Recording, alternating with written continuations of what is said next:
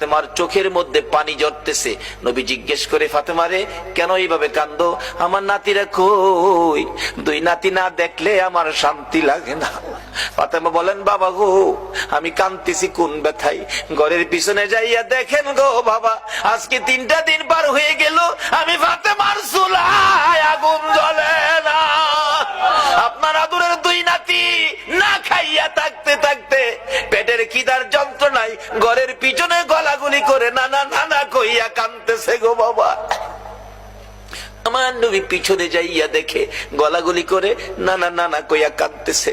নানা গো, পেটের খিদা গো নানা, সহ্য করতে পারি না। আমার নবী বেরিয়ে গেলেন। ঘুরতে ঘুরতে যাইতে যাইতে একটা ইহুদির বাগানে আমার নবী চাকরি নিলেন। কুয়ার থেকে পানি উঠাবেন, গাছের গোড়ায় পানি দিবেন, পানি উঠাবেন, 1 বালতি পানি 8টা, 1 বালতি পানি 3টা করে খেজুর, এইভাবে 8 বালতি পানি উঠাইয়া হাসাইন হুসাইনের মায়ায় আমার নবী বাগানে চাকরি পর্যন্ত নিয়েছে। এই ভালোবাসার হাসাইন হুসাইনে কষ্ট পাবে, এই কাজ আপনারা কইরেন না। আমার নবী 8 বালতি পানি উঠাইয়া 9 বালতি পানি বোরাইয়া টান দিলে রশি ছিঁড়ে বালতি কুয়ার ভিতরে পড়ে গেছে। ইহুদি দৌড়াই আসছে, পানি উঠাও পানি উঠাও। রশি ছিঁড়ে বালতি পড়ে গেছে, কি দিয়ে উঠাবো? ছিঁড়ে গেছে। হ্যাঁ না, তুমি ছিঁড়ে ফেলছো? আমার নবীরে কয়, নবী বলে ছিঁড়ে ফেলছে। আমার নবী বলেন, ইহুদি রে, আমি ছিঁড়ি নাই, ছিঁড়ে পড়ে গেছে। এই পর্যায়ে 1 কথা 2 কথা রাগ হইয়া নিষ্ঠুর ইহুদি, যেই নবীর চেহারায় জীবনে কোনদিন মশা মাছি বসে না, আমার নবীর গাল মুবারকে ইহুদি থাপ্পড় লাগাইয়া দিছে।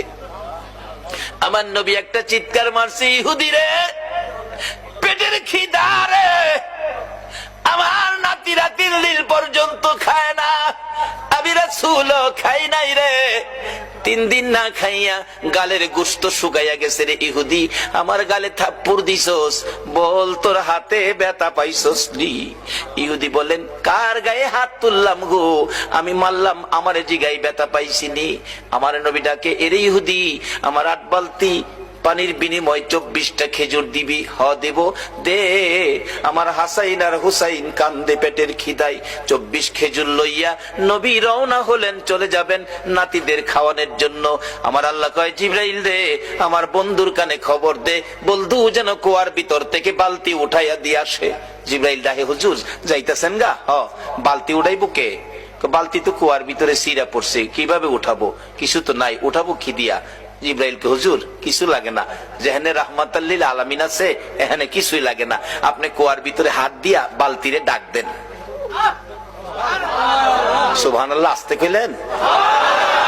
পৃথিবীর এমন কোন শক্তি আছে এই মৃত বালতি ডাক দিলে হাতে আইব? কিন্তু আমার নবীর হাতে